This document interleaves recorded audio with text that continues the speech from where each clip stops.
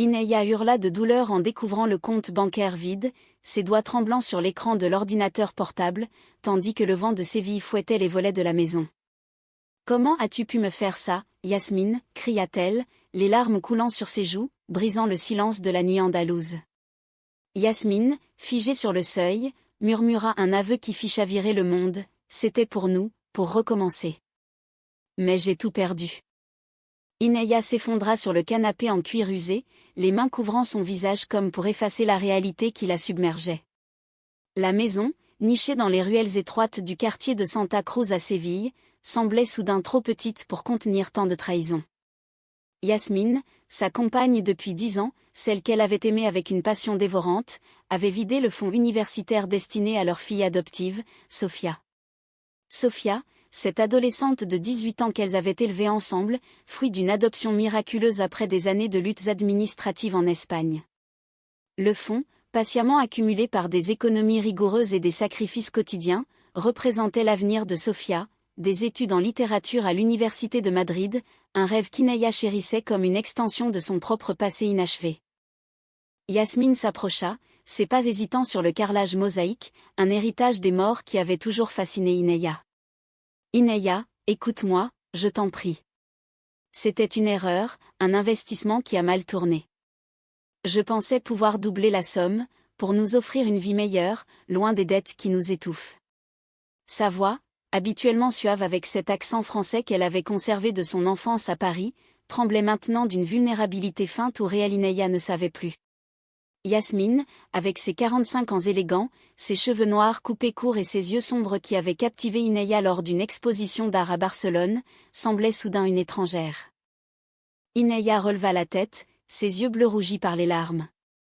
Elle se rappelait leur rencontre, un soir d'été, sous les lumières tamisées d'une galerie, où Yasmine, artiste peintre en herbe, avait approché Ineya, professeur de français dans un lycée local.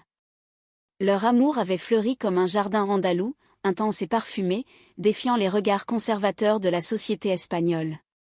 Elles avaient adopté Sofia à ses 8 ans, une petite fille orpheline d'origine marocaine, aux cheveux châtains et aux yeux verts qui illuminaient leur foyer.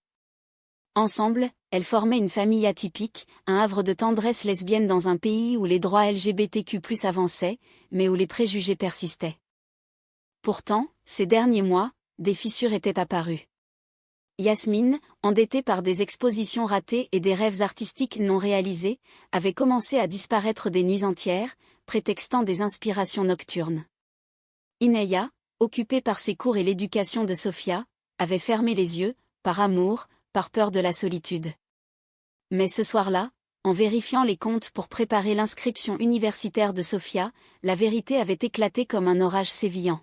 « Tu as volé l'avenir de notre fille », accusa Ineya, sa voix montant en crescendo. Sofia, qui rentrait justement de son travail à mi-temps dans une librairie du quartier, s'arrêta net sur le pas de la porte. À 18 ans, elle était une jeune femme épanouie, studieuse, avec une maturité forgée par les défis de son adoption. Ses yeux verts s'écarquillèrent en entendant les mots qui flottaient dans l'air chargé d'électricité. Yasmine se tourna vers Sofia, un mélange de culpabilité et de désespoir sur le visage. « Sofia, ma chérie, ce n'était pas contre toi.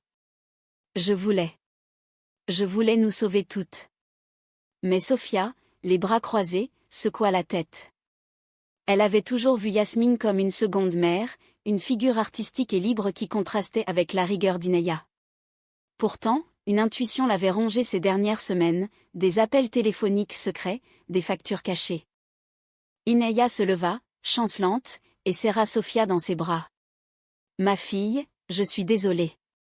Tout cet argent. Pour tes études. » Sofia, sentant la détresse de sa mère, murmura, « On va s'en sortir, maman.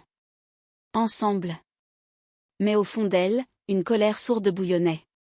Comment Yasmine, qu'elle appelait affectueusement « Tia Yasmine », avait-elle pu trahir ainsi leur famille?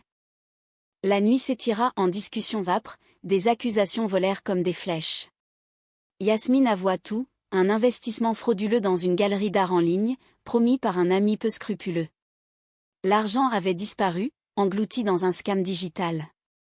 Ineya, le cœur brisé, oscilla entre rage et pitié. Leur amour, si romantique, si profond, était-il condamné par cette trahison? Le lendemain matin, sous le soleil timide de Séville, Sofia décida d'agir. Tandis qu'Inaya dormait d'un sommeil agité, elle fouilla discrètement les affaires de Yasmine. Des emails, des relevés bancaires, des preuves d'une double vie. Yasmine n'avait pas seulement investi, elle avait emprunté à des usuriers, mettant en péril leur maison. Sofia, avec son intelligence vive héritée de lectures passionnées, comprit qu'il fallait inverser la situation. Elle contacta un avocat spécialisé en fraude, une amie de la famille. « Tia, Yasmine a volé notre fonds, mais je veux la sauver d'elle-même », confia-t-elle. L'avocat, ému par sa détermination, promit d'aider. Ainsi commença le plan de Sofia, confronter Yasmine, mais avec compassion, pour reconstruire plutôt que détruire. Inaya, éveillée par le bruit, trouva Sofia au téléphone. « Qu'est-ce que tu fais » demanda-t-elle, inquiète. Sofia sourit faiblement. « Je protège notre famille, maman. Comme tu m'as appris. » Leur étreinte, chargée d'émotions, marqua le début d'une résilience inattendue. Yasmine, de son côté, errait dans les jardins de l'Alcazar, réfléchissant à ses erreurs. Son amour pour Inaya était sincère, mais ses ambitions l'avaient aveuglée. Elle rentra, prête à affronter les conséquences, ignorant que Sofia ourdissait un revirement. Les jours suivants furent un tourbillon d'émotions dans la maison sévillane. Inaya, avec sa quarantaine bien entamée et ses cheveux blonds ondulés qui encadraient un visage marqué par les soucis, évitait le regard de Yasmine. Leur chambre, autrefois sanctuaire de tendresse, résonnait maintenant de silence pesant. Yasmine tentait des gestes de réconciliation, un café préparé avec soin, une rose cueillie dans le patio, mais Inaya les repoussait, le cœur en miettes. Sofia, observatrice silencieuse, naviguait entre ces deux mers. À l'école, elle excellait en français, langue maternelle d'Inaya, et en art, passion de Yasmine. Mais cette crise familiale la forçait à grandir prématurément. Elle passa des heures à la bibliothèque municipale, recherchant des cas similaires de fraude financière. Son plan prenait forme, utiliser les preuves contre les escrocs qui avaient piégé Yasmine, pour récupérer une partie de l'argent via une plainte collective. Un soir, alors que le flamenco résonnait dans les rues avoisinantes, Sofia confronta Yasmine seule. « Tia, pourquoi as-tu fait ça » demanda-t-elle, assise sur le balcon surplombant les orangers. Yasmine, les yeux embués, raconta son histoire, une enfance difficile à Paris, immigrée d'Algérie, des rêves d'artiste brisés par la réalité. « J'ai voulu être plus que ça, pour vous. Mais j'ai échoué. » Sofia, touchée, posa une main sur son épaule. « L'échec n'est pas la fin. On peut réparer. » Elle révéla son plan, contacter les autorités, mais en protégeant Yasmine d'une poursuite directe. Yasmine, surprise par cette maturité, pleura de gratitude. Leur lien, filial et profond, se renforçait dans l'adversité. Inaya, entendant la conversation, sentit une jalousie fugace. Yasmine et Sofia partageaient une complicité artistique qu'elle n'avait pas. Mais l'amour l'emporta, elle rejoignit elle, et pour la première fois depuis la révélation, elles s'embrassèrent toutes trois. Un moment de tendresse fragile, teinté de romantisme andalou. Pourtant, le conflit s'intensifia. Les usuriers, apprenant les intentions de Sofia, envoyèrent des menaces anonymes. Une lettre glissée sous la porte, rendez l'argent ou regrettez. Inaya paniqua, protégeant Sofia comme une lionne. « On ne touche pas à ma fille », déclara-t-elle à Yasmine, qui promit de tout arranger. Yasmine, rongée par la culpabilité, contacta secrètement les escrocs pour négocier. Mais c'était un piège, ils exigèrent plus, menaçant de révéler leur relation lesbienne dans une société encore conservatrice. Séville, malgré son ouverture, abritait des poches d'intolérance. Sofia, découvrant cela, accéléra son plan. Avec l'aide de l'avocat, elle porta plainte contre la plateforme frauduleuse, joignant d'autres victimes via des forums en ligne. Son adolescence, marquée par la technologie, lui permit de tracer les transactions. Inaya, admirative, soutint sa fille, « Tu es plus forte que je ne l'ai jamais été. » La tension culmina lors d'une réunion familiale. Yasmine avoua une autre trahison, elle avait eu une brève liaison avec une galeriste, par désespoir. Inaya, dévastée, hurla « Comment ai-je pu t'aimer autant ?» Les mots, comme des poignards, lacérèrent leurs liens. Sofia intervint. L'amour n'est pas parfait, mais il mérite une seconde chance. Cette nuit-là, Inaya et Yasmine firent l'amour pour la dernière fois, un mélange de passion et d'adieu. Leurs corps, familiers et aimés, se cherchèrent dans l'obscurité, mais l'âme était blessée. Au matin, Yasmine partit temporairement, pour réfléchir. Sofia, seule avec Inaya, consolait sa mère. Elle reviendra, maman. Et sinon, on s'en sortira. Leur relation mère-fille s'approfondit, un pilier de résilience. Pendant ce temps, le plan de Sofia avançait, les autorités gelèrent des comptes suspects. Une lueur d'espoir, une partie du fonds pourrait être récupérée. Mais les menaces persistaient, ajoutant du drame à leur quotidien. Inaya, inspirée par Sofia, reprit l'écriture, un hobby abandonné. Des poèmes sur l'amour lesbien, imprégnés de mélancolie française. Yasmine, de son exil volontaire à Grenade, peignait des toiles abstraites, reflétant leur tumulte émotionnel. Le climax approcha comme un orage sur la Sierra Nevada.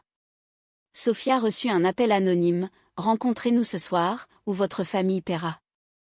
Tremblante, elle informa Inaya, qui insista pour l'accompagner. Yasmine, apprenant la nouvelle par un message, revint en urgence à Séville. La rencontre eut lieu dans un café discret de Triana, quartier bohème traversé par le Guadalquivir. Sofia, flanquée d'Inaya et Yasmine, fit face à un homme élégant, représentant des escrocs. « Rendez l'argent volé », exigea Sofia, brandissant des preuves imprimées. L'homme rit, « Vous n'avez rien contre nous ». Mais Sofia avait anticipé, elle avait alerté la police, qui intervint discrètement.